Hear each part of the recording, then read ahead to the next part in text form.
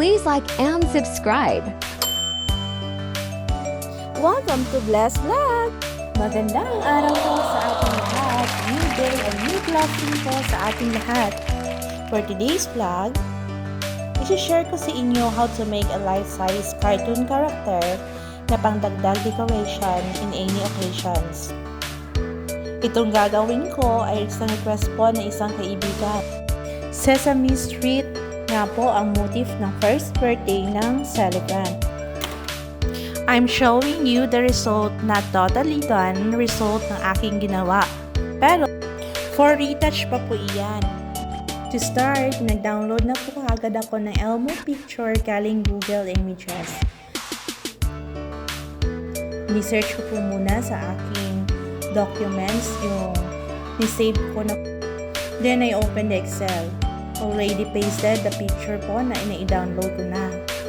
Adjusting the paper size, the paper to landscape, paper size to letter. Ipagilid po muna natin isang picture. Para ma-achieve natin ang life-size picture, adjust po muna natin yung screen size para makita natin yung kalakip ng ating gagawin. Gamit tayo ng 12 bond paper o volume board paper. Then paste the picture. Then adjustin po natin ng konti. Then we make sure na maipasok natin yung picture sa 12 bond paper na gagamitin natin. Then bibilangin po natin ulit kasi nga may trust issues tayo. Trust issues.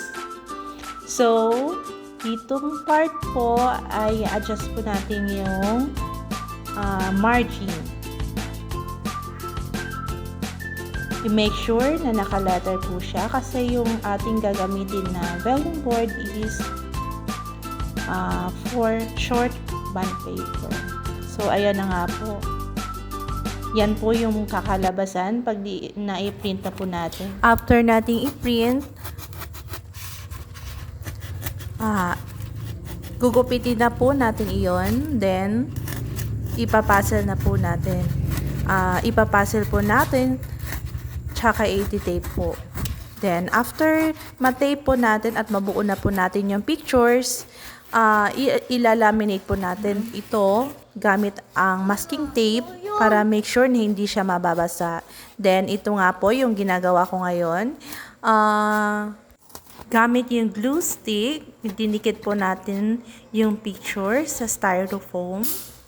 Then after nating naidikit, is gumamit po tayo ng cutter blade para makuha yung exist styrofoam. After that, charan! Ito na po ang result ng ating non-totally done result po.